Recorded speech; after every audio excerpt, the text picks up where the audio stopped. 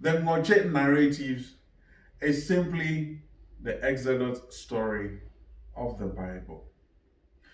This story, which is the oral story of the ERVERH people or the Hebrews, is something that has been passed on from generations to generations. And unfortunately, when Togbi Agokoli planted himself into our history, the whole narrative itself lost its taste. My name is Kofi Adalete. For any ERVEH or Anglo speaking Hebrew, the name Notsi is alone signifies something. But unfortunately, most of our people don't really think about the title or the name Notsi. They are more focused on the story that has been diluted by Togbi Agokoli and co. to the extent that even though those dilutions doesn't make any sense or compare to the original story, the fact that it has been told over to them is enough for them to believe it. But looking deeply and dissecting the story and comparing it to the original one, which is the Exodus itself, one can find a lot of potholes in the Notsi narratives according to Togbi Agokoli. You see, the walls of Notsi was not built to keep people in only. It was built to keep people out. So obviously, it must be a very, very strong wall.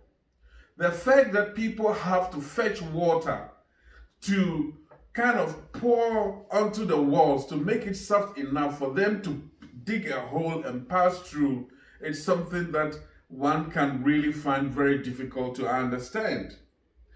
And the distance from Notsi to, let's say, Aflau, which is the nearest, is about 3 or 4 kilometers.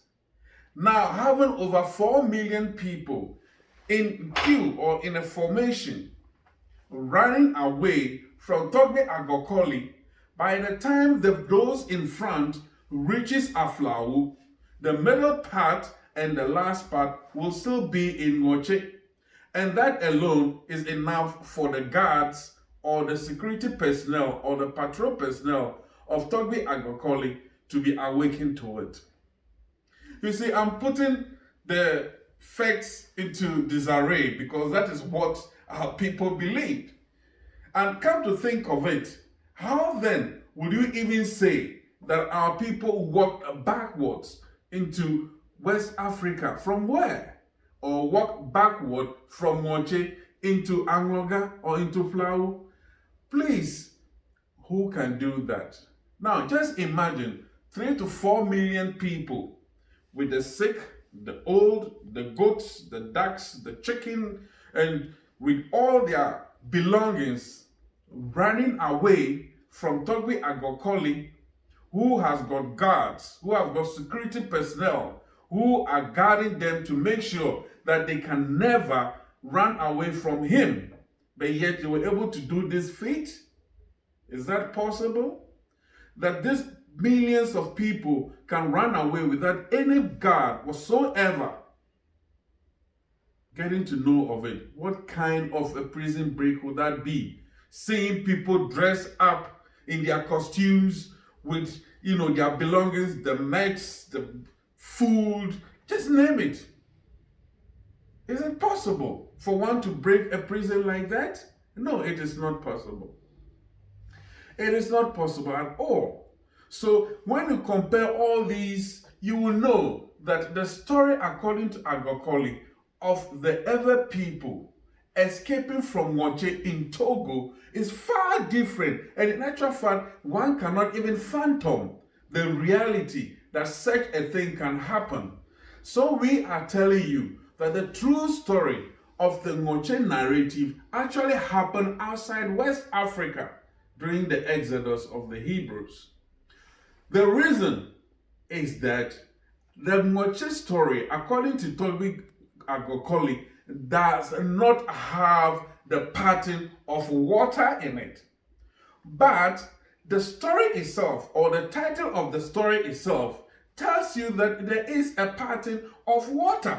So how come that if indeed the story started from Togbi Agokoli, it does not have the pattern of water in it? Why then call it the Notsi narrative?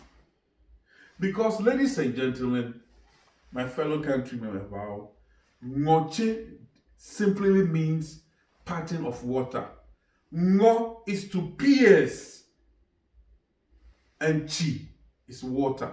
So the title itself tells you that there is no way that the story according to Togbi Agokoli is true, because with his story there is no pattern of water.